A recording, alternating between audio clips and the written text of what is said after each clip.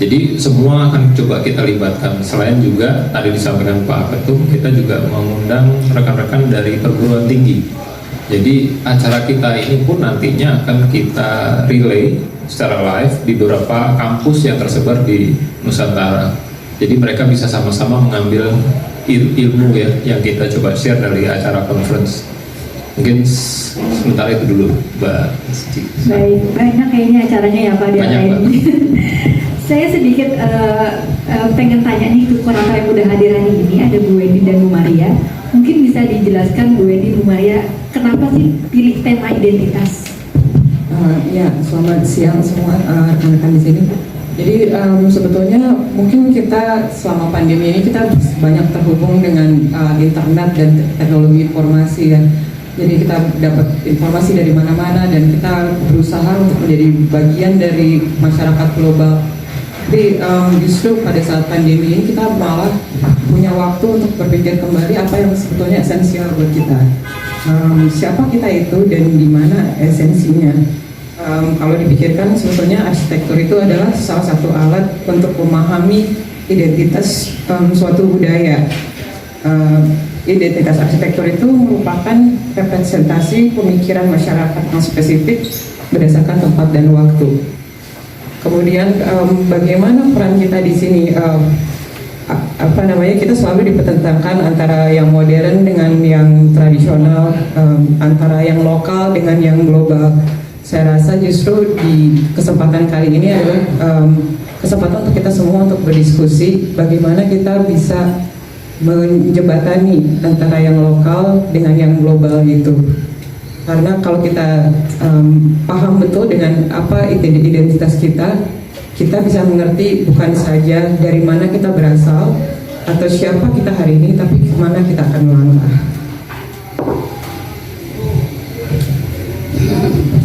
Ya mungkin menambahkan sedikit dari Bu Wendy.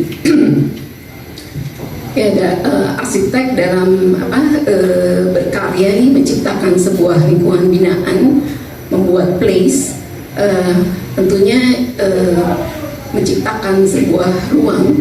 Nah itu membangun struktur, di mana struktur itu adalah terbuat dari material. Nah ini ada sebuah proses yang berkesinambungan, gitu ya. Nah di RID 2023 ini adalah momen di mana kita semua arsitek Indonesia dan para pengunjung dan pemilik brand yang datang ini akan berdiskusi dan berkolaborasi untuk mendiskusikan apa tema yang diangkat di saat ini. Nah di kali ini, di momen ini mungkin adalah momen di mana kita berkaca pada diri sendiri, berkaca arsitek Indonesia, berkaca apakah kita masih mau memikirkan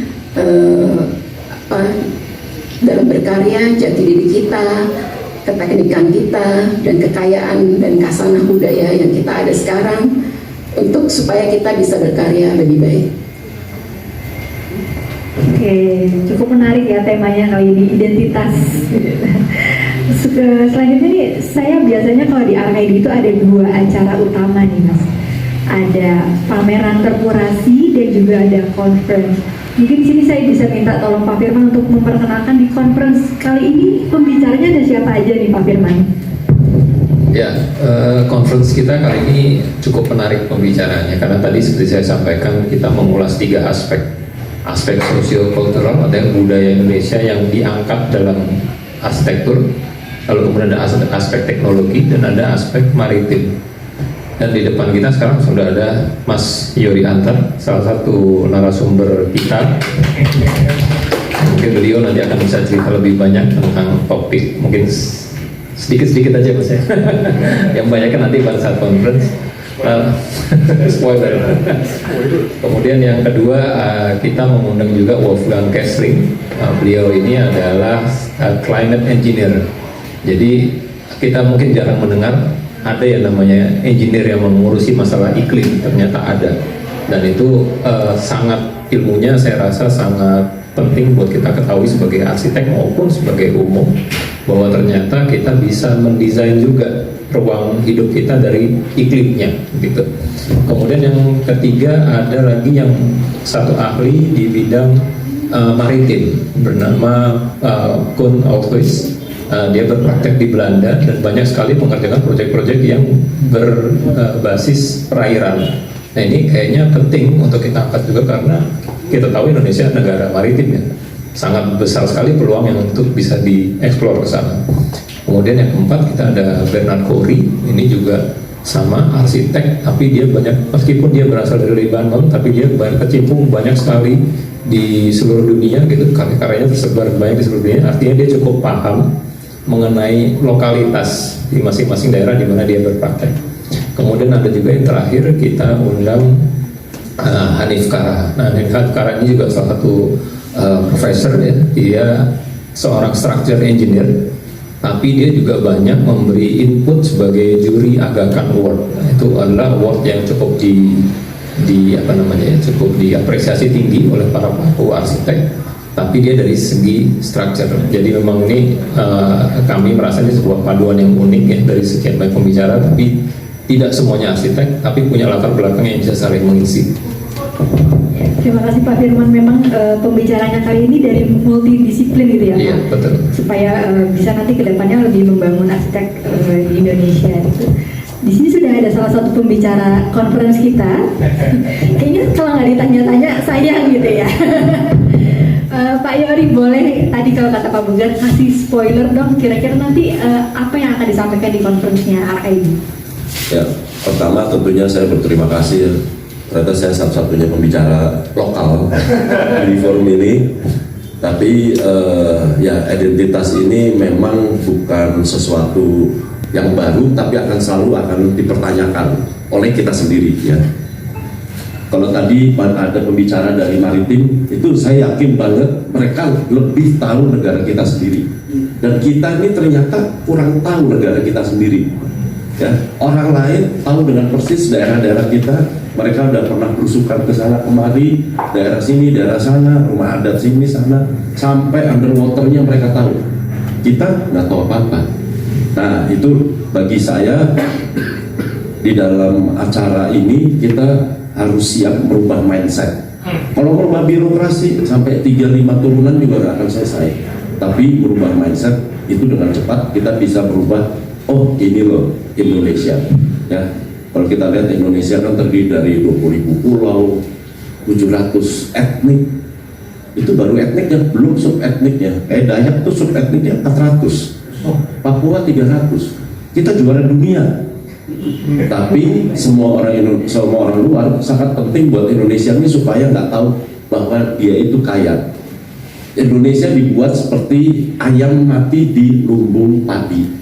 Itu yang saya pelajari dan saya temukan sebetulnya sedari awal melalui tentunya salah satunya yang keroknya nih dunia pendidikan kita sendiri.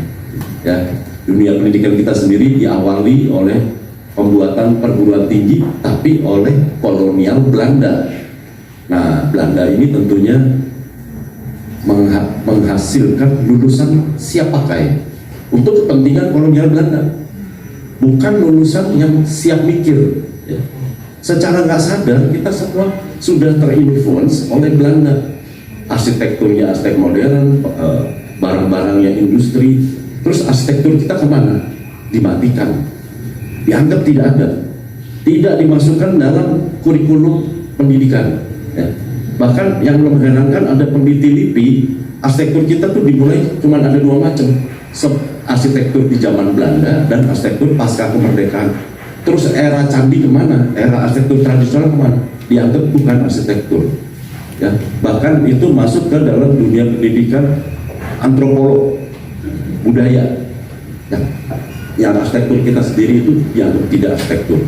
Bahkan dalam beberapa kali paparan saya juga suka heran kalau ada yang bilang, kalau Pak Yory paparan apa yang Anda paparkan jangan dibawa ke perguruan tinggi. Loh, saya bilang tak dulu, yang saya paparkan kan arsitektur kita sendiri ya. Kalau Anda tidak ingin mempelajari arsitektur kita sendiri, Anda seperti kacang lupa pada kulitnya. Nah, jadi bagaimana kita justru harus melihat selama ini nih melalui dunia pendidikan nih kita memberi stempel pada budaya kita sendiri ya. Stempelnya pendidikan, peninggalan arsitektur zaman kebodohan, peninggalan zaman arsitektur masa lalu. Ada yang bilang peninggalan zaman abad ke-8 lebih. Artinya salah kalau kita masih mau melestarikan arsitektur kita sendiri. Kita malah dianggap salah begitu. Nah, sekarang justru kita harus rubah mindset bahwa bagaimana saya ini sampai sekarang ya tetap aja sebagai arsitek modern. Walaupun saya banyak melestarikan rumah adat dan sebagainya, tapi tugas kita sebagai arsitek modern ya, bagaimana membawa tradisi dan budaya itu ke masa kini dan bagaimana membawa tradisi dan budaya ini ke masa depan. Jadi istilahnya adalah kearifan lokal akan membimbing kita ke masa depan. Cerlang Nusantara, pandu masa depan. Ya. Jadi justru kita harus jadi diri kita sendiri. Kenapa? Indonesia ini sangat kaya, tapi jangan sampai orang Indonesia tahu kaya. Ya. Karena Indonesia harus jadi user. Indonesia harus jadi followers. Ya. Di dunia ini kita tahulah apa yang melanda Indonesia. Kita punya jalur sutra. Dan Silk Road itu jalur dagangnya Cina, ya, menguasai dunia. Kemudian ada jalur rempah, gara-gara rempah kita dijajah. Tapi jangan salah, kita bisa punya jalur satu lagi yang kita punya, yang kita bikin sendiri, yaitu jalur budaya. Ya. Kalau kita mau menginfluence dunia, kita harus pakai jalur itu. Kalau adu jalur dagang, kita kalah sama jalur Cina. Kalau soal jajah menjajah, kita kalah lah sama kolonial. Ya. Tapi kekuatan kita ada di jalur budaya. Jalur budaya kita harus menginfluence dunia. Nah, sedikit menyinggung saat ini IKN, tadi kan menyinggung IKN ya. IKN itu bagi saya udah benar arahnya. Ibu kota Nusantara. Kenapa? Yang ngantre mau ngedesain IKN itu dari luar negeri banyak. Yang mau masuk banyak. Tapi kita lihat siapa perancang master plan-nya? Orang Indonesia. Bangunannya siapa? Orang Indonesia. Aturannya menggunakan kontraktor dari mana? Indonesia. Terus materialnya kena sertifikasi TKDN, SNI lokal. Artinya kita dianggap kita harus bisa memikirkan ibu kota kita yang paling baru di Indonesia dengan era yang begitu canggih, tapi dengan kekuatan kita sendiri. Nah, itu saatnya mungkin kita bisa membuktikan bahwa kita adalah bangsa yang menginfluence. Nah, itu dulu kali ya. Terima kasih. Banyak mas, banyak. Untuk lebih lengkapnya nanti bisa datang ke konferensi RKID 2023. Jalur budaya ya, bukan jalur orang dalam. Oke, ini juga jalur budaya ini memang erat juga kaitannya dengan pariwisata. Karena memang Indonesia itu dikenal juga sebagai negara pariwisata, di mana bangunan-bangunannya yang di dalamnya juga banyak terkait dengan arsitektur itu menjadi salah satu destinasi wisata di Indonesia. Saya mau tanya nih sekali lagi ke Bu Yuke. Bu Yuke, harapannya apa sih dengan adanya kolaborasi antara Kemenparekraf dengan arsitek? Silakan Bu Yuke. Baik, terima kasih. Assalamualaikum warahmatullahi wabarakatuh. Selamat siang, salam sejahtera untuk kita semua. Tentunya kami dari Kemenparekraf bangga ya bisa berkolaborasi hari ini di acara Aks ID ya, dengan temanya identitas. Tentunya kami mengharapkan kolaborasi dengan Ikatan Arsitektur Indonesia, di mana arsitektur adalah salah satu dari subsektor ekonomi kreatif di antara 17 subsektor yang ada, dan memang itu menjadi juga tanggung jawab kami untuk pengembangan penciptaan produknya. Lalu terkait dengan tadi pengembangan pariwisata yang seperti disampaikan oleh Mas Yori, luar biasa. Kami berharap mudah-mudahan kita bisa berkolaborasi untuk mendukung pariwisata khususnya di destinasi wisata subprioritas maupun yang prioritas 10 untuk memang betul-betul bisa menunjukkan arsitekturnya setempat yang apa tadi kalau disebutkan sama Mas Yoris tetap itunya ke masa kini gitu ya. Jadi bukan sesuatu yang dijembatani tapi memang nyambung bisa digunakan di era sekarang, dan kami rasa di daerah-daerah Indonesia, di destinasi wisata di Indonesia banyak sekali ya Mas Youri yang bisa digali tentang citra kelokalannya yang bisa berpotensi untuk peningkatan pariwisata melalui tadi disampaikan bahwa arsitektur itu adalah alat ya untuk menyampaikan ya identitas gitu. Nah ini bisa ditunjukkan nanti mungkin dalam karya entah bandaranya, entah mungkin pasar tradisionalnya, entah mungkin nanti heritage museum dan sebagainya. Itu luar biasa. Dan sekarang ini Kementerian Pariwisata dan Ekonomi Kreatif sedang mengembangkan program desa wisata dan desa kreatif. Kiranya para arsitektur muda mau terlibat ya untuk ayo membuat menciptakan desain terkait dengan desa-desa kreatif ataupun desa wisata di program-program kami sehingga kreativitasnya itu bisa diimplementasikan untuk pengembangan desa wisata bahkan nantinya destinasi wisata di Kemenparekraf. Itu mungkin Mbak MC. Terima kasih Mbak Yuke.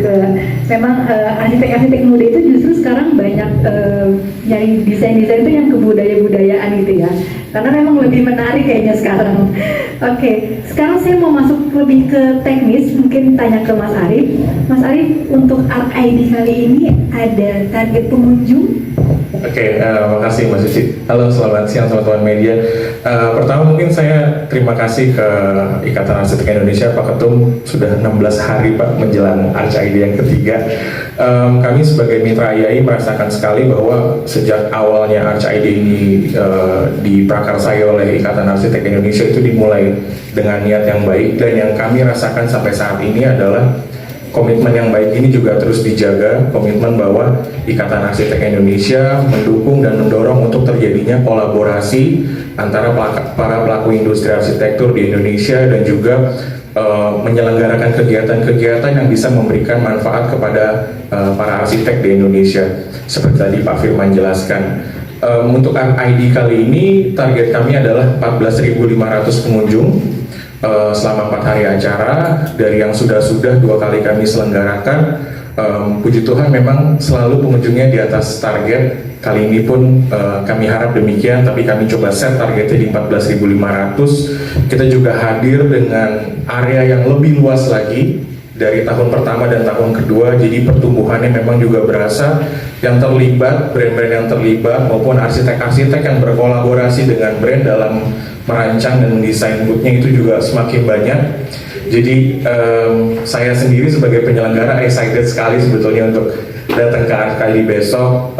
Saya juga undang teman-teman media, ajak juga rekan-rekannya, keluarganya juga boleh datang, karena ArtID ini bisa dikunjungi oleh masyarakat umum. Selain itu kita juga target utama pengunjung adalah arsitek, ada developer, kontraktor, desain interior, dan sebagainya gitu. Jadi keseruan selama 4 hari, apalagi acara ini digawangi oleh kurator-kurator yang udah gak asing lagi wajahnya. Dan kalau saya boleh sampaikan, ide dan kreativitas dari kurator ArtID setiap tahunnya itu udah nggak ada batasnya gitu. Jadi idenya keren-keren. Setiap tahun kami sebagai mitra IAI menghadapi kurator yang berbeda-beda, tapi dengan ide-ide juga yang luar biasa gitu. Jadi ArtID menurut saya tidak pernah menjadi pameran yang membosankan setiap tahunnya. Kira-kira itu Mbak Suci, makasih. Terima kasih. Memang desain-desain yang ditampilkan di RKID itu setiap tahun beda-beda ya Mas. Kadang-kadang saya juga datang ke RKID gitu ya, ada yang desain itu yang sampai bikin nganga gitu, kayaknya ini gimana bikinnya dalam waktu kita loading cuma 2 hari ya, 2 kali 24 jam gitu. Terus buat mungkin rekan-rekan media di sini juga bisa diinfo Mas, kalau mau datang ke RKID itu kita berbayar atau enggak ya? Iya, untuk datang ke RKID yang bayar ongkosnya aja, ongkos Grab. Nggak bercanda, masuknya gratis, tinggal daftar, mau daftar online bisa. Jadi nanti sampai sana tinggal scan QR code, nggak perlu ngantri-ngantri sibuk. Atau misalnya belum tahu nanti mau datang sama siapa, mau daftar onsite juga bisa. Kita selama 4 hari acara itu semua pamerannya gratis untuk dikunjungi. Gitu, jadi keseruannya kayak saya bilang tadi itu luar biasa sekali. Kami excited banget sih buat acara besok. Itu Suci. Jangan lupa bawa kamera kayaknya kalau sana. Jangan lupa bawa kamera, iya. Oke. Dari rekan-rekan sini mungkin ada yang ditambahkan, misalnya beralih sebelum penutup ke Pak Bugar, mungkin bisa bisa diajak mungkin si rekan-rekan media dan juga nanti rekan-rekan umum lainnya untuk datang ke RID. Kenapa sih kita harus datang ke RID?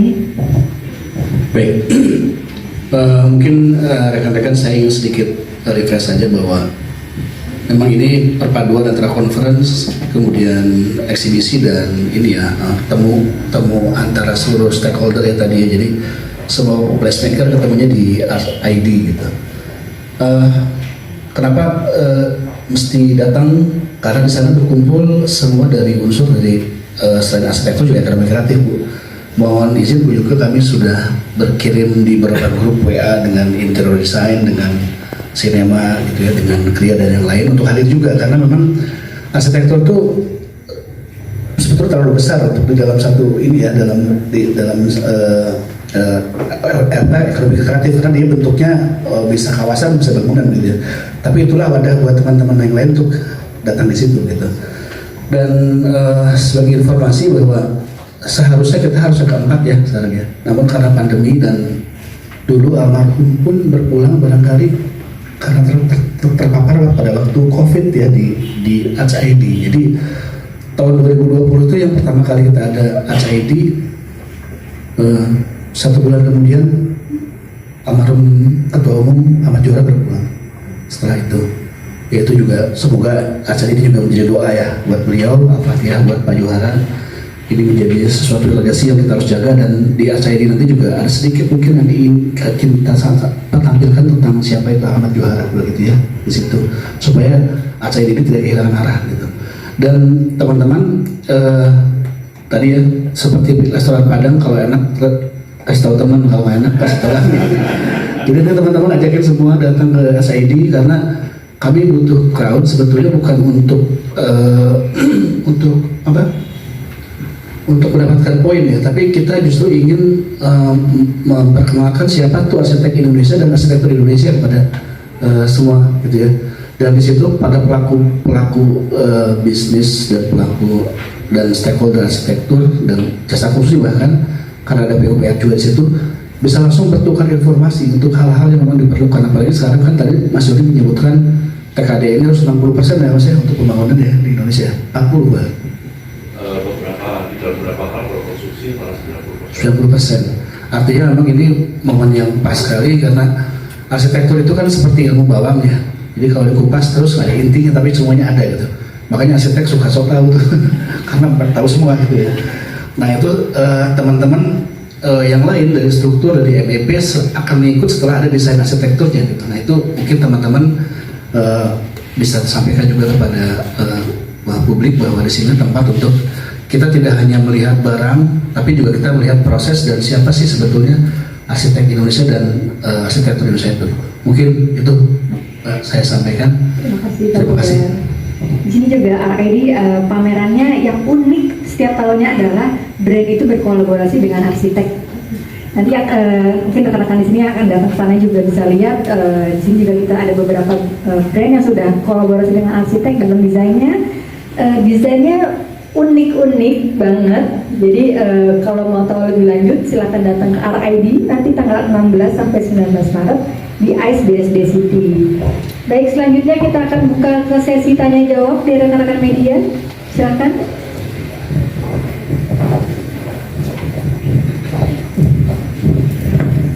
Selamat siang semuanya. Ini saya Dana dari BC Sentral. Mau bertanya ke penyelenggara sebenarnya. Kalau di tahun lalu itu HID kayaknya mengadakan secara paralel juga ke Medan dan juga Makassar buat teman-teman bagian barat dan juga timur. Di tahun ini tuh bagaimana untuk bisa dirasakan mungkin se-Indonesia maybe gitu aja. Terima kasih. Terima kasih Mbak. Iya tahun lalu memang kita ada relay untuk bagian konferensi ya, kita ada relay ke Medan sama ke Makassar. Untuk kali ini memang rencananya malah lebih luas lagi, dan kita juga libatkan arsitek-arsitek muda masa depan. Jadi kami kolaborasinya dengan kampus. Jadi udah ada beberapa kampus, sudah banyak sih kampus yang kita undang dan mereka juga menyatakan minat. Jadi nanti acara conference itu yang dimana kita menghadirkan pembicara internasional dan Mas Yori antar, kita akan relay juga ke kampus-kampus, beberapa kampus di Indonesia. Itu seperti misalnya ada yang dari Makassar, dari Jogja gitu ya, sama ada yang dari mana lagi Ci? Dari Bandung gitu ya, pokoknya dari luar kota mungkin yang mahasiswanya ada keterbatasan untuk hadir, jadi kita datangi mereka dengan merelay acaranya ke sana gitu kalau untuk di conference. Iya, makasih. Ya sedikit menambahkan, seharusnya kita tuh kalau berhitung setahun nggak jatuh di bulan Maret ya Pak ya. Ini persiapannya sangat singkat sekali, tapi memang ini amanat dari kita kan ada tergabung di Four Nation ya. Jadi ada Singapura, Indonesia, Thailand dan Malaysia. Mereka protes kenapa kok di bulan Juli ya? Padahal dulu kesepakatannya di awal tahun karena Indonesia pertama di bulan Februari ya. Februari, kemudian ASA Thailand di bulan Mei, kemudian Juli di Malaysia, baru terakhir Singapura gitu.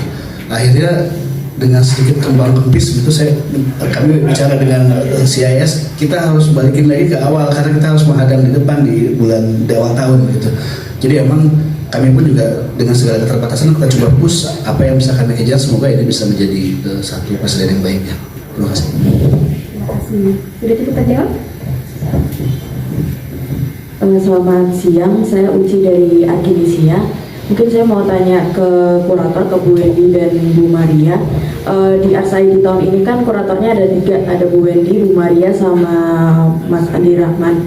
Nah, apakah ada pembagian tugas? Kalau ada, itu gimana pembagiannya untuk di RSID tahun ini? Kita aja. Terima kasih. Ya, sebetulnya sih kita kerjanya keroyokan sih. Jadi kita biasa satset aja gitu. Jadi ada, kalau misalnya ada tantangan apa dilempar, kita langsung siapa yang bisa, Ria bisa atau Andi siapa gitu. Tapi mungkin karena Mas Andi remote workingnya dia dari Surabaya, mungkin beberapa tugas kami khususkan, terutama pameran mahasiswa Mas Andi. Mungkin itu ini yang baru di sini. Kali ini ada pameran mahasiswa yang kami kurasi. Jadi tema yang dilemparkan itu mengenai ruang publik yang berhubungan dengan identitas itu sendiri. Nanti dari karya mahasiswa yang terkumpulkan akan kami seleksi 10 menjadi finalis dan nanti 1 yang akan menjadi pemenangnya. Nanti ada hadiahnya juga gitu. Jadi pameran ini mungkin bukan hanya pameran brand, tapi di sini ada nilai edukasinya juga gitu. Jadi mungkin yang sering kita nggak sadar itu justru di pameran ini kita sering bertemu dengan berbagai macam orang dari berbagai tempat, dan diskusi yang terjadi di sini tuh yang sangat tinggi nilainya gitu. Kami pun sebagai arsitek itu punya continuing education-nya, atau sekarang dulu pendidikan keprofesian berkelanjutan, ya sekarang ADC. ya itu. Jadi sebagai arsitek itu kita tidak boleh stagnan, kita harus selalu mengasah kapak. Jadi memperbarui ilmu kita. Jadi di situ yang kami harapkan ada diskusi. Andrea mungkin mau nambah? Iya, jadi untuk tema memang kami godok bersama waktu itu sama Wendy dan Andi. Nah, terima kasih pada teknologi Zoom yang sekarang sangat-sangat membantu kurator bekerja. Jadi kita nggak selalu harus ketemu, tapi bisa mendiskusikan setiap saat ya. Dan saya rasa sih kolaborasi kurator kali ini cukup kompak, cukup enak, dan kita bekerja dengan sangat baik meskipun durasinya sangat mepet nih ya. Kami berharap juga nanti hasilnya juga baik. Nah, khusus di RID 2023 ini memang kami membuka peluang lebih luas kepada calon-calon arsitek nih, mahasiswa, sehingga ada konten yaitu tadi ya nonton bersama via Zoom atau virtual buat mahasiswa, sehingga ya mahasiswa ini dengan dunia praktek ini lebih terbuka gitu ya. Hubungannya nggak ada separasi yang jauh, sehingga juga pengetahuan tentang material juga lebih nyambung lah antara dunia praktek dan dunia mahasiswa. Begitu rasanya. Baik, sudah cukup terjawab. Ada pertanyaan lagi? Silakan. Selamat siang Bapak Ibu semua. Perkenalkan saya Aisyah dari kompas.com. Pertanyaan saya untuk Mas Firman atau Mas Arief. Ini kan tadi sempat menyinggung masalah IKN.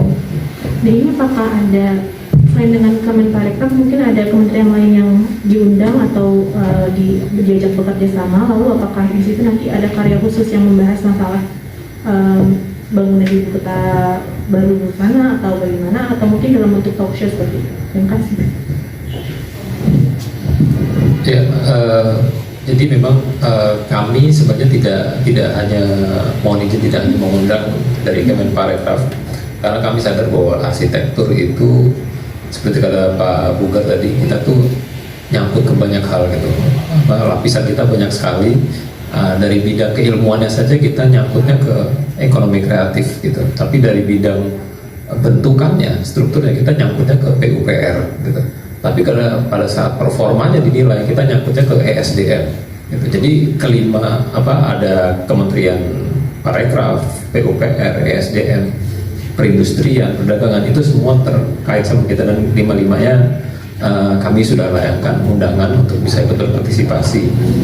Cuman kalau kita merujuk ke tahun pertama kali kita menyelenggarakan di 2020, acara kita dibuka sama Pak Menteri Perhubungan ya, Pak Budi Karya Sumadi ketika itu. Kemudian yang kedua kita dibuka oleh Pak Basuki dari PUPR, dan insya Allah yang ketiga dari Mas Menteri Sandi Uno untuk dari Kemenparekraf. Jadi keterlibatan itu tetap kita bina, karena ke depan memang services jasa arsitek itu tidak terbatas pada satu bidang saja gitu. Terus tadi lagi apa ya? Oh ya, kalau karya atau talk show kita sediakan memang selalu ada. Jadi kita bikin talk series gitu ya. Yang tadi saya sampaikan, kita melibatkan beberapa asosiasi profesi, yaitu konteksnya bicara tentang IKN. Jadi kali ini nanti kita membahas tentang smart cities ya. Jadi mereka akan bahas dari aspek perencanaan kotanya, lalu kemudian masuk ke rancang bangunnya di sana, sampai ke landscape, dan mungkin sampai penataan tata cahayanya juga gitu ya. Jadi banyak sekali layer yang coba kita kupas untuk menjadi masukan. Mas Arief mau coba? Cukup terjawab. Ada pertanyaan lain mungkin? Satu pertanyaan terakhir sebelum nanti kita masuk ke sesi foto. Sepertinya masih malu-malu ya. Mungkin setelah ini kalau misalnya rekan-rekan media ada pertanyaan yang mau langsung tanya ke Pak Bugar, Pak Firman, Mas Arief, Mas Operator, atau ke Bu Yuke, atau mungkin ke Pak Yori juga, itu bisa nanti setelah acara ini selesai kita bisa doorstop untuk masing-masing narasumber. Untuk itu mungkin sekarang kita langsung ke foto bersama kali ya. Yuk, tolong dibantu.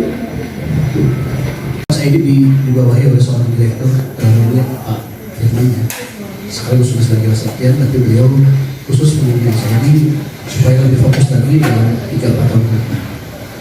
Mungkin dari saya tidak banyak yang saya sampaikan. Kembali terima kasih untuk kehadirannya. Mungkin untuk lebih jelas dan detailnya saya serahkan kepada Pak Firman untuk menjelaskan tentang konsep ini. Terima kasih. Wassalamualaikum.